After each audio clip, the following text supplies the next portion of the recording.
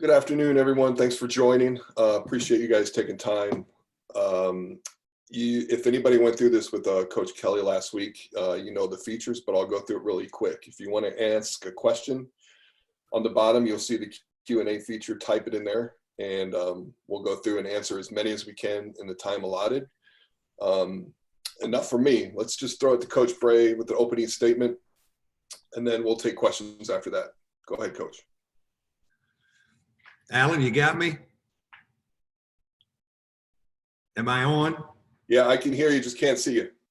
Okay. Well, I'm supposed to be seen, right? Yeah, but it's okay. Let's work on that. We're going to keep working on that. All right. Anyways, I'll start while we'll work on that part of it. But hello to everybody. There we go. I can see you now. There we go. We're working on it. We're getting there. We're getting there. Hope everybody's healthy, staying safe, and the beat goes on, and everyone's adjusted to kind of running their program by way of long distance. So why don't you fire us some questions, and we'll hang out a little bit today, Alan. All right, sounds good. There's been a couple of them that have come in. What's your day-to-day schedule look like right now? I am a Zoom master. I didn't know anything about Zoom 3 weeks ago, but I am a Zoomer. And we've obviously been getting a lot done on the recruiting front, communication with our players. Actually, we have a Zoom with our team at 4 o'clock this afternoon. Just want to get some FaceTime with them and let us all kind of communicate with each other as best we can, face to face. Certainly, trying to run the program long distance. We've got our strength coach, Tony Rolinski, plugged into our guys. The problem has been many of them can't find a weight room to do strength training. So there's a lot of body weight stuff that Tony weekly sends out to our guys. Finding a gym has also been a challenge. And many of them are outside, hooping a little bit outside, and trying to be creative with finding a gymnasium to work on their game. I think a lot of them are running. So the conditioning part of it, to get that, to keep the cardio up and keep moving. Each week our staff gets together and with Tony and Nixon, our trainer, and try and find creative ways to keep them going physically. The academic side of it, Pat Holmes is certainly staying on top of this distance learning, and each one of my assistants has 2 or 3 of our returning guys that they are really tracking from an academic standpoint. And so we are, we're adjusting day to day, week to week, trying to figure it out. And just trying, I think the tone, Alan, that I've tried to take with our guys is now they've been home a while. And those walls are starting to creep in on them a little bit. Let's be honest. Heck, they're creeping in on us a little bit. So to give them some hope and talk about our team and talk about our schedule and talk about our season, and just to get them kind of methodically hanging in there day to day and try and give them some light at the end of the tunnel, talking about next season a little bit. Awesome. Matt Freeman, he wants to know, what are you getting in Trey Wertz, and how are you guys so able to quickly lock him down? Well, I think he's going to be I'm very excited about Trey, and he's one of those guards in a long, long line of guards that we've had. And I don't know if he's a 1 or a 2 or a 2.5 or a 3 or whatever, but he is a basketball player. He is a feel for the game guy. He's got a great skill set. When you think about us 2 years from now, when he gets eligible, when you come at people with Cormac Ryan, Prentiss Hubbs, Trey Wertz, Dane Goodwin, and Nate Lashevsky, boy, you can really spread that floor out. Good off the dribble skill set. He's got a great wingspan. He's 6'5", but he's got a 6'11" wingspan. Length is always important in this game now. He's 180, but by the time he takes the floor for us, I bet he'll be 195, maybe 200. But just knows how to play. And I think he really saw an opportunity in a style of play. I knew we were in good shape when he texted me in the process, Coach, I've been on Synergy. Do you see me playing like Jaren Grant in your system? I said, bingo. Yes. And so anyways, really bright kid. Goal is to get an MBA like Rex did and like Nick Jogo will do this next year in his 5th year, but very excited to have him and a great fit for us. So to follow up on that, Mike Berardino from the Sun-Times, have you ever recruited or coached a sports writer's son? And if so, how did you go into that past and how did that factor into his recruitment? No, that's interesting. No, we've never had a sports writer's son. Langston, his father, Charlotte Observer for, I think, 30 plus years.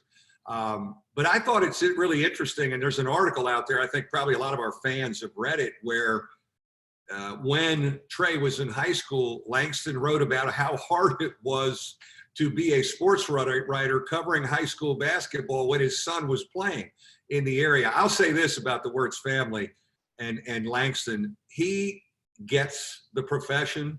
He understands I'm handing my son over to a coach. And I think the two of them, Whitney and Langston, Trey's parents, are extremely supportive of the young man doing what he wanted to do.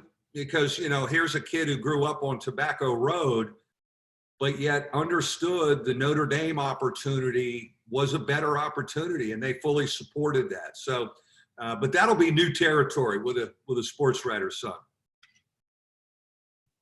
So our compliance office also got the paperwork in for Tony Sanders. Can you go through, Sure. the whole Sure. system? Well, Tony is a guy, and as you read some of the articles back when he committed a couple weeks ago, Gary DeCesar and I go back 25 years in the profession.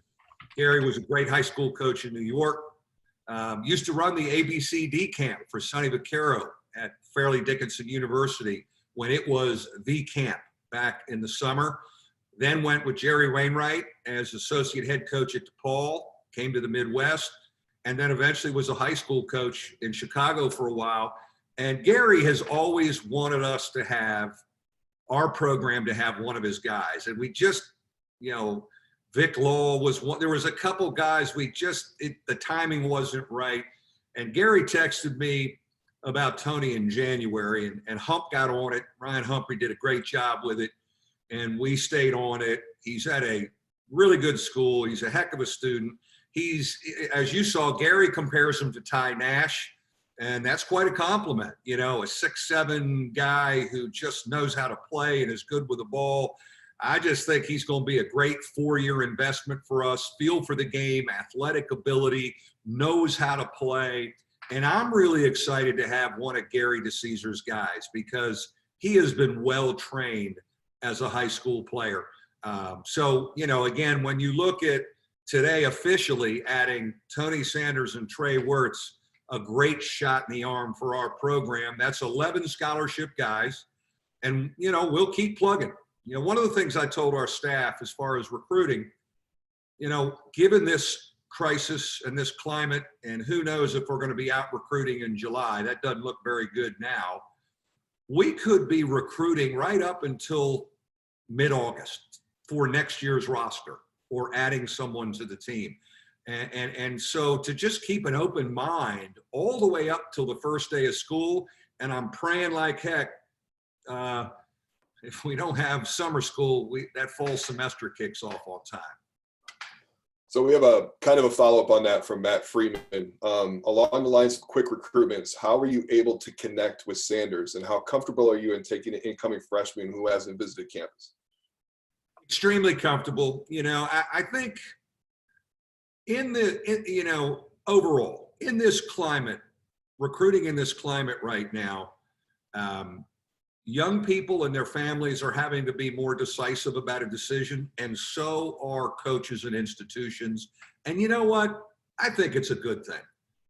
How many times have we gotten into a thing where a kid says, well, I think I know what I want to do, but I want to take 2 more visits. And then I fly back to the school and meet with the home. We do waste a lot of time and money on that front. Maybe coming out of this, we can streamline our recruiting a little bit more, and everyone can be more decisive about it. As much film of basketball I've watched for 35 years, I think you can watch some tape and get a feel for a guy. And you certainly can get a feel for a family by way of a high school coach, guidance counselors, teachers, and developing a relationship. Again, this Zoom communication where you at least can look people in the eye and get a feel of their personality is the best we can do. And certainly we've done it a lot. We did it a lot with those two prospects, Tony and Trey. We've had quite a few, which I'm going to kind of put them all in one about Sure. scheduling. I know we've talked about scheduling. So this is from Patrick Engel, who's with Blue and Gold now. You previously said scheduling home and homes instead of guaranteed games is one way to save money. How open are you to scheduling those mid-majors in addition to high majors? In conversations with other coaches on the topic, how are they on the same page with all this? You know, I haven't spoken to many of my counterparts about our philosophy, and it's a philosophy that we're examining. I can't say we're locked into, hey, you know, we're going to cut our guarantee games and do more home and there's so much unknown, and we need about 3 or 4 more games as we plug it in. But there's no question. I mean, you know, I think you have to have an open mind to everything, given the climate, for your budget to help your athletic department, because we're all going to be in a crunch a little bit. You know, one of the reasons that we are holding at 11 scholarships right now. We're still recruiting, but unless it's a great fit, it wouldn't be bad on the budget if we didn't have to pay for another scholarship or two. And that's you know, that's the world we're in right now as we move into the next academic year. So to add another guy, it's got to be a can't miss guy. I'm not just going to throw a scholarship out there. We don't do that anyways, but even more so right now. So with scheduling as well, you know, what's smart? What are you doing with it? We still have a couple more games to get. Obviously, we'll have Purdue down in Indianapolis. We'll have a home game against a Big Ten opponent, which will be determined probably in June or July sometime. We have Vanderbilt, USC, and UConn in Brooklyn at that event. We'll play 2 of those 3. I'm not sure who will play yet there. And then don't forget, we repeat Virginia and Duke. So the power of our schedule, don't worry about power in our schedule. We had power in our schedule last year. We just couldn't beat enough of the top teams to get our net out of the 50s and up into the 30s. You know, so the power is going to be there, especially now that we have 20 league games. And that opens up a whole nother thing. But I think with scheduling, like recruiting, I said up until the first day of school in August, scheduling may go for a while here. Well, are we going to play the same number of basketball games next year? You know, there's a lot of things that are going to be so fluid with us, maybe up until September. So, you know, open mind on all those fronts, but I think all of us in every athletic department, budget conscious as has been the marching orders from our bosses is a key right now. Okay, moving over to Mr. Priester from Irish Illustrated. Moving forward with your team, what are your biggest adjustments without John Mooney, TJ Gibbs, and Rex Pfluger? Who fills the roles? Who will be the leaders next year? You know, we lose some men there. I think we can replace the Pfluger-Gibbs thing more than the Mooney thing right now, because I really feel good about where Dane Goodwin is coming on the perimeter. And I think our fans will be very excited about watching Cormac Ryan, who's got some Ben Hansborough, Steve Astoria in him. But then, you know, Robbie Carmody, we need him to come. He's healthy. He's trending the right way. He's jogging a little bit now. And Nixon is in touch with him, our trainer, on a daily basis. We need more out of there too. And it's time for him to really be part of it. But I think when you look to the front line and you go, wow, you know, there goes a double-double machine out the door. Does Nate Leshevsky roll in and have a junior and senior year like Johnny Mooney? I think he can. I truly believe he can. Does Jawan Durham, now that Johnny Mooney is out of the way, with more opportunity? Let's think of the last game when Johnny Mooney was in foul trouble and quite frankly exhausted against Boston College. It was almost next year's team, only TJ Gibbs was there instead of Cormac Ryan. It was Jawan Durham making the plays and rolling down off of ball screens. And I have every reason to believe that Juwan can have a really good senior year, because that's what we've done with our program. Martin, how many times has a guy had Johnny Moon? How many times has a guy had a great senior year and capped it off? I fully expect Juwan Durham to do that. Now, then it turns to our young big guys when we talk about frontline guys. You know, Elijah Taylor and Matt Zona. What are we going to get out of them?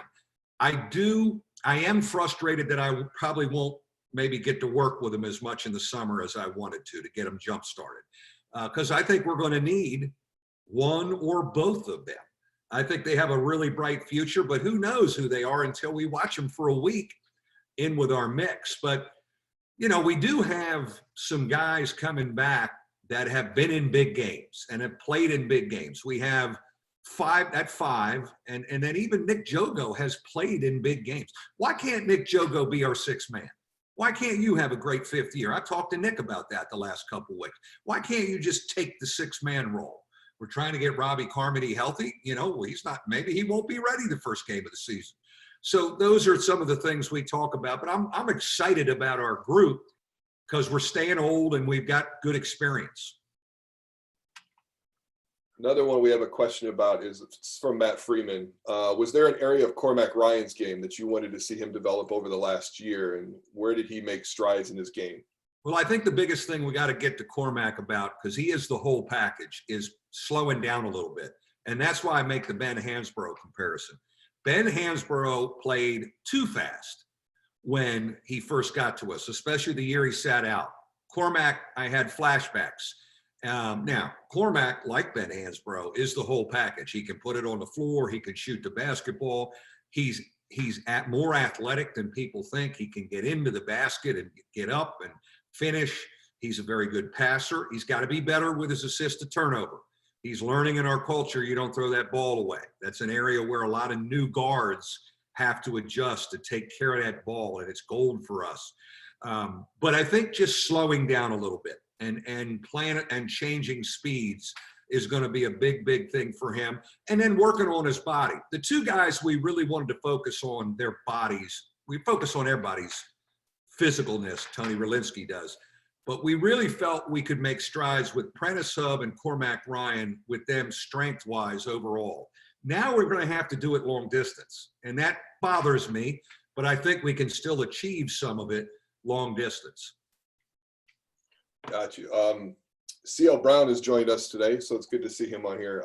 How concerned are you about the competition for college basketball from overseas pro leagues and the G League in terms of high school players selecting their options instead of college? That's a great question, and I think it's real.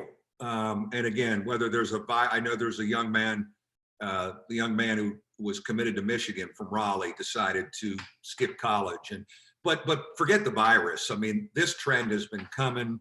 It's going to happen, and it's going to be more and more prevalent. It's going to be more and more prevalent. And we're just going to have to deal with it. Now, personally, I'm not as concerned as much because our mission at our place, we're probably not getting guys like that because the guys we get really are interested in the degree at Notre Dame. But there's many programs affected, don't get me wrong. But you know what? Here's my attitude. We'll have kids take their place. There's so many good players out there. If a guy wants to go and he wants to go to G League and go to Europe instead of give us a year, go, do your thing. We'll fill in behind with kids that want the opportunity and are good players. Anthony Tatry from ABC 57. What was your initial reaction when you heard winter sport athletes won't get an extra year? Oh, I was pleased to hear that, and I was very supportive of that. I talked to our AD Jack Swarbrick about that. Johnny, Rex, and TJ played 31 college basketball games this year. I know we didn't get to finish the ACC tournament in Greensboro, and we were probably we were going to be an NIT team at the very least, and which was good for us. I wanted that for this group if that was our destiny. The NIT would have been great for 32 teams and programs to get some reps and maybe try and get back to New York. And as much as I love those guys, it's time to move on. It's time for them to go, and it's time for the next wave, be it freshmen incoming, transfers getting eligible, or Nate Laszewski, Jawan Durham, young people, younger players in your program moving up to bigger roles. It's time to go. Like they need to, I love our seniors. They need to grow up and move on. They had a full, 3 year and, 90% of their senior year. It's the way of the world. And so, I have not found any coach that disagreed with that ruling by the NCAA, that our seniors needed to move on. Kevin O'Neill wants to know, have one or more players stepped up into a leadership role in this whole, Zoom world, organizing meetups, staying with teammates, keeping up morale, et cetera?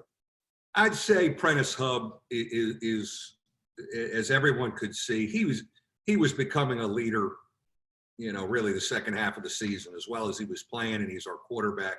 His voice is out there. There's no question about it. It's too bad we can't be together more where that can develop. I think we'll lose some leadership development long distance. We just will.